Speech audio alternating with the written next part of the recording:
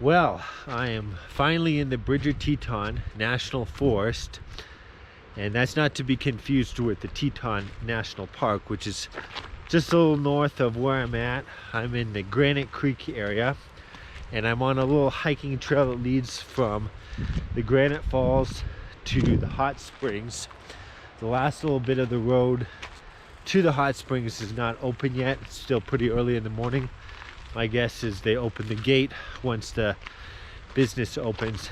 So I'm gonna hike up there, see if I can check it out, at least outside of it.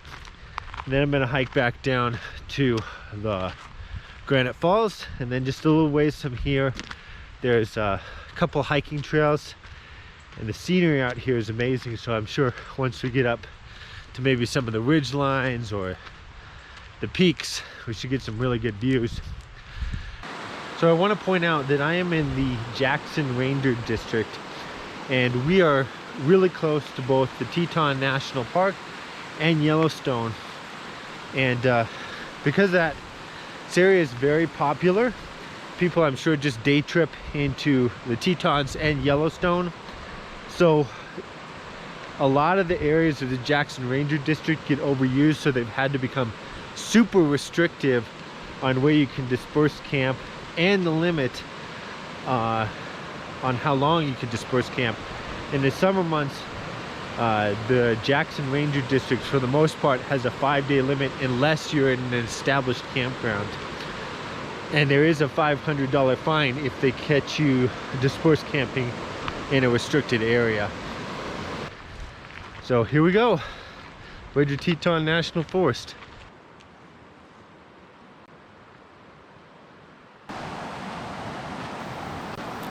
So here's the hot springs.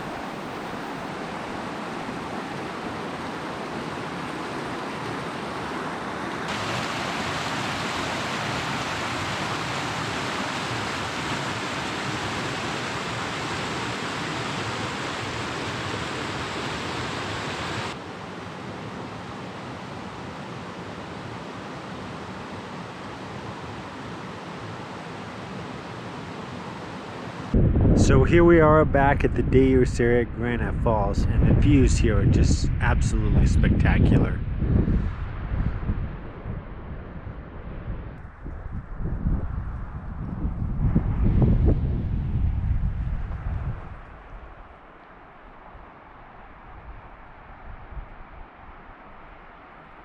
So this is Granite Falls, and I was told that there are some undeveloped hot springs in this area. So we'll walk down to the falls and check it out.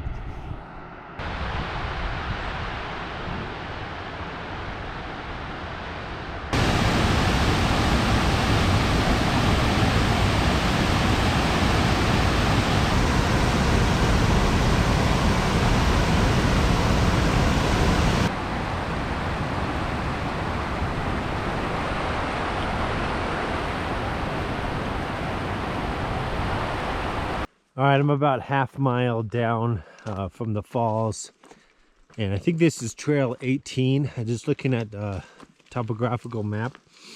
Looks like there might be a ridge, maybe a small peak on this trail, so maybe we'll get some good views.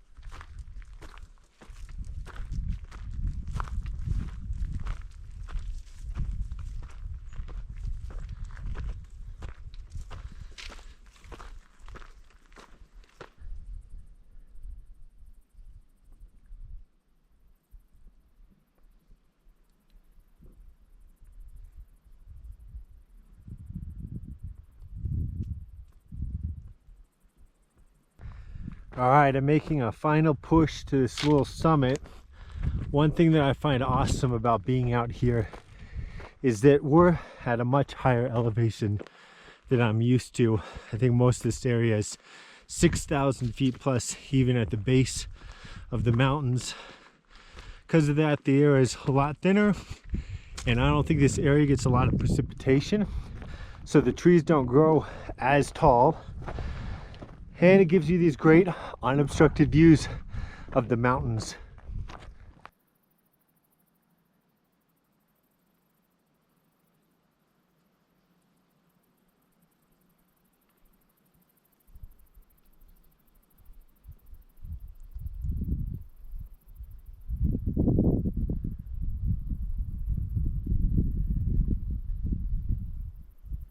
All right, I'm back at the trailhead. I was out on the trail for about 3 hours. I'm gonna look around a little bit. There is another trailhead over in this direction which leads up to Shoal Falls. So I'll walk over there and take a look at that map. And then I'll continue down the road back to the highway along Granite Creek. This is Granite Creek, and we're looking up in the direction of the Granite Falls and the hot springs. So from some of the clips that I've shot today, you probably saw some buildings. There's like the Safari Club International. It's like an outfitters. I have seen a couple horse riders back here. There's, I think, a ranch, and then sign says that there's a Girl Scouts camp somewhere back here. So yeah, there's a little bit of stuff going on in this area. All right, I'm up at the trailhead, and there's 3 trails that start out here, if you don't include the trail that I was on this morning, which you have to cross Granite Creek.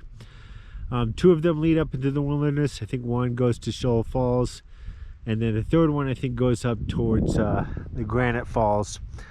I've already done a lot of hiking today, so I would have to save some of those other hikes. Like, I'd really like to do Shoal Falls for another day. So I'm going to start heading down the Granite Creek. All right, I'm just a little ways down, and I'm at the turnoff to the Granite Ranch and the Jack Pine summer homes. I'm kind of wondering if those summer homes are rental cabins. We don't have service down here in this canyon. Of course, when I was up at the summit earlier today, I did have some service. There is also a few dispersed camping sites right here, so I'm gonna walk down this little service road where all the dispersed sites are and then continue on.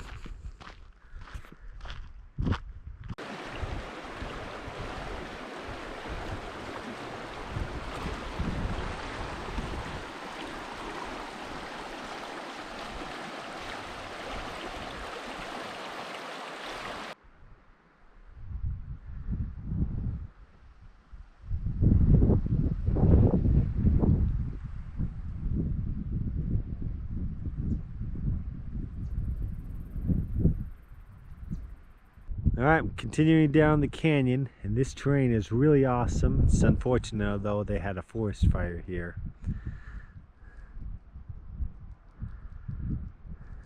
So we are on an open range, and there are cattle out here, and when I was driving up here yesterday they were blocking the roadway, so we're kind of in a standoff. This is really the only of the wildlife that I've seen other than a hawk. I haven't seen any deer or elk or bear yet, so not that I really am hoping to see a bear, but it'd be kind of cool if I could see it off in the distance.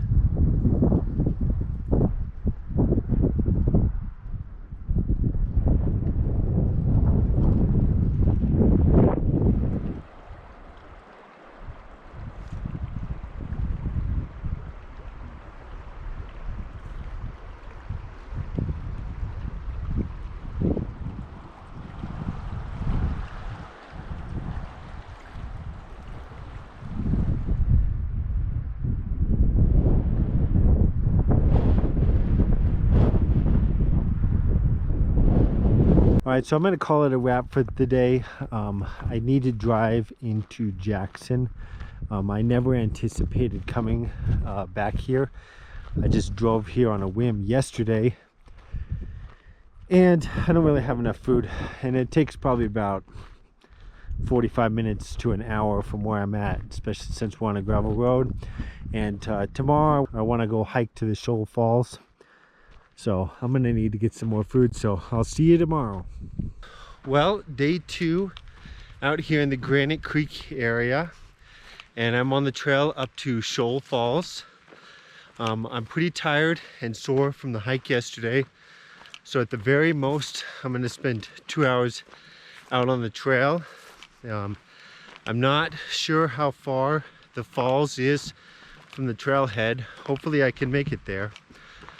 When I was on the hike yesterday, there was a couple that had mentioned that at some point the creek actually goes into a tunnel and then re-emerges a little bit later. But here we go on the trail up to Shoal Falls.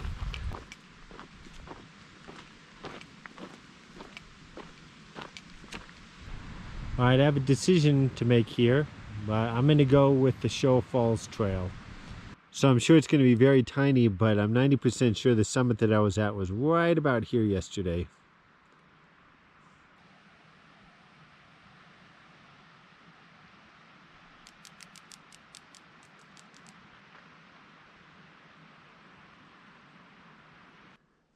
All right, I've been going for about an hour now, and it doesn't look like there's falls in sight. Probably would have been a little bit more scenic to have taken the Swift Creek Trail. There probably wouldn't have been as many dead trees. And there's been a lot of dead trees on the trail. Probably wouldn't have had to deal with that on the Swift Creek Trail. But I'm going to head back to the trailhead now.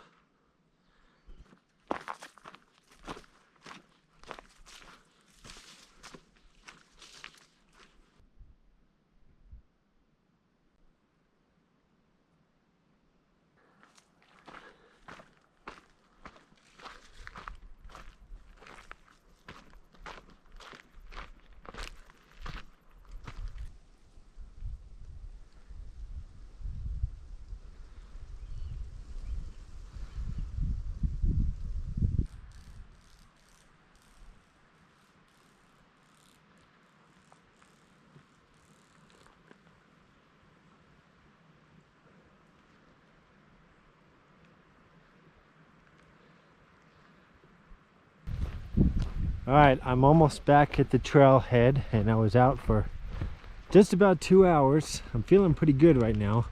I just know tomorrow I'm going to be super tired and sore. I'm going to head up to the undeveloped hot springs. Hopefully it's not too busy, but this is going to wrap up the Granite Creek area. I might stay one more day in this area, but otherwise I'm going to start heading north towards Montana.